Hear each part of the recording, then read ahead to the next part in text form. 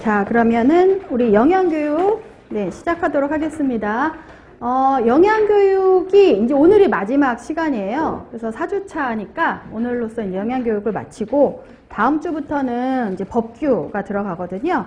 자, 그래서 마지막 장인데 교재로 보시면 이론 29페이지. 네. 아, 장으로 따지면 2장 남았군요. 6장, 7장. 네. 29페이지 보겠습니다.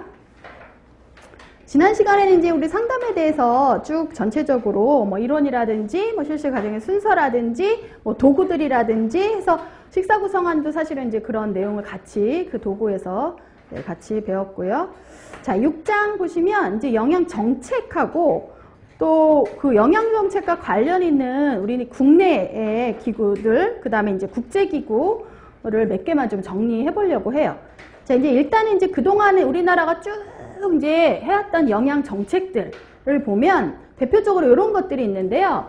그런 것들을 좀 배경을 조금 이제 봐야 될 필요가 있는 몇 개들만 좀 정리를 할게요. 우리나라에 사실은 국민들의 건강 영양조사라는 이제 조사가 있는데요. 이름이 이거예요. 국민건강영양조사. 그래서 요거를 좀 이제 역사적인 조금 변화된 내용을 좀 보자면 사실은 이제 건강 관련 조사랑 영양 관련 조사가 따로따로 행해졌었어요.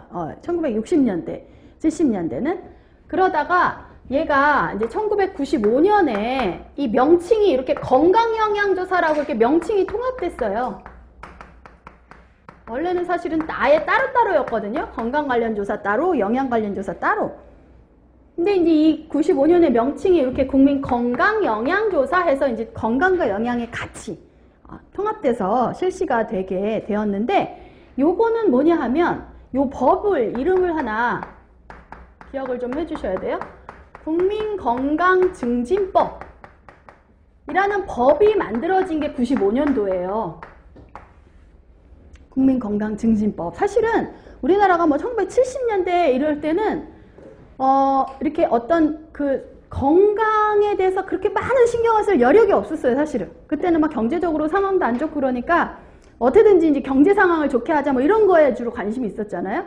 근데 사람들이 이제 90년대 넘어서고 이렇게 다 하다 보니까 조금 어떤 경제적으로 이제 안정된 상황이 되다 보니까 삶의 질에 관심을 갖게 되면서 그러면 이제 우리가 좀 건강한 삶 이런 거를 좀 추구하게 되면서 나라에서도 국민건강증진법이라는 거를 만들게 된 거예요. 그래서 95년도에 이 법을 만들면서 이 법 안에 이 국민건강영양조사를 보건복지부 장관이 조사를 한다라는 내용이 이제 명시가 되기 시작한 거예요.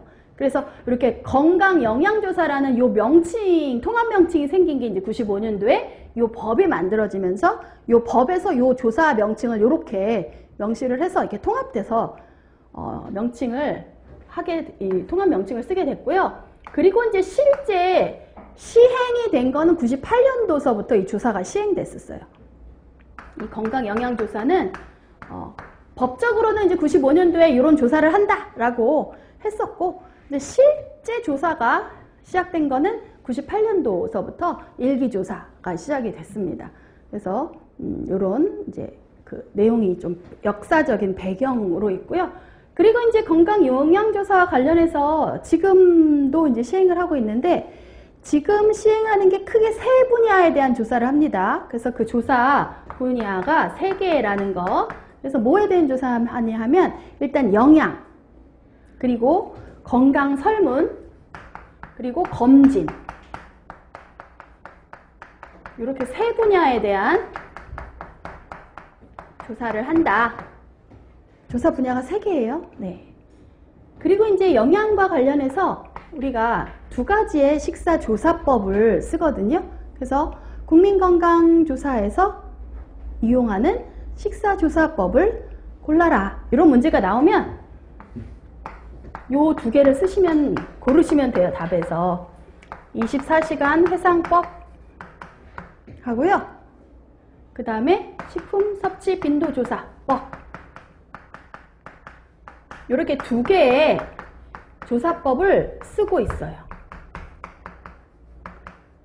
다음 중 우리나라 국민건강영양조사에서 이용하는 식사조사법을 모두 고르시오. 그럼 요 2개가 있는 걸 답으로 고르시면 됩니다. 네, 그래서 요 2개 이름을 조금 기억해 주시면 좋을 것 같아요. 자, 그래서 건강영양조사에 관해서는 이게 원래